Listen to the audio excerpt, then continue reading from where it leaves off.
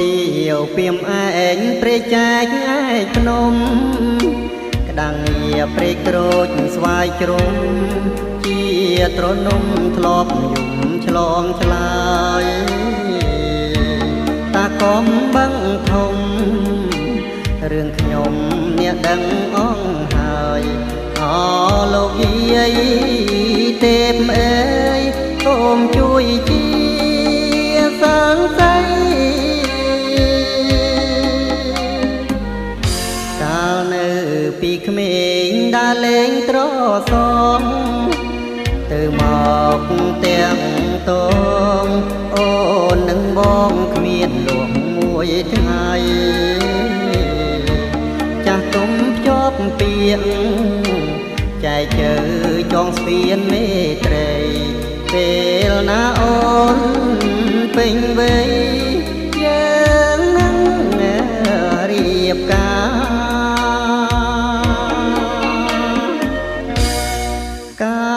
រលើកជំនូន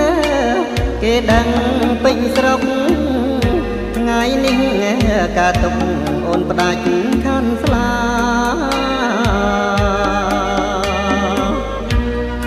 ដងស្ទឹងសង្កា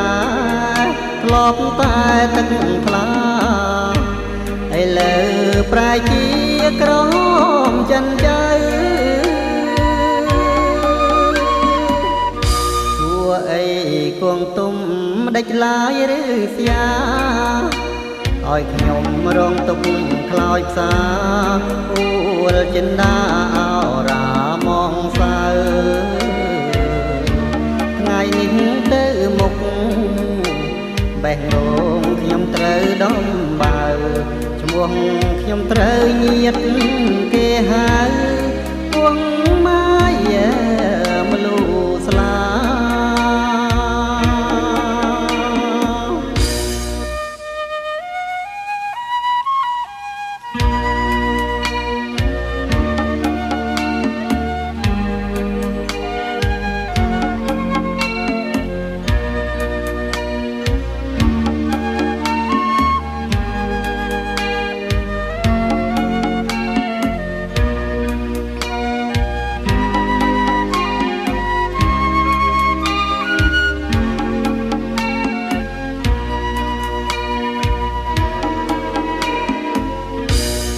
កាលើកជំនូន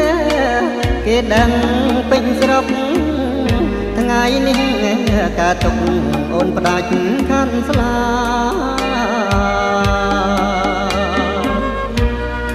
ដងស្ទឹងសង្ការធ្លាប់តែទឹកថ្លាឥឡូវប្រែជាក្រមចិនចៅ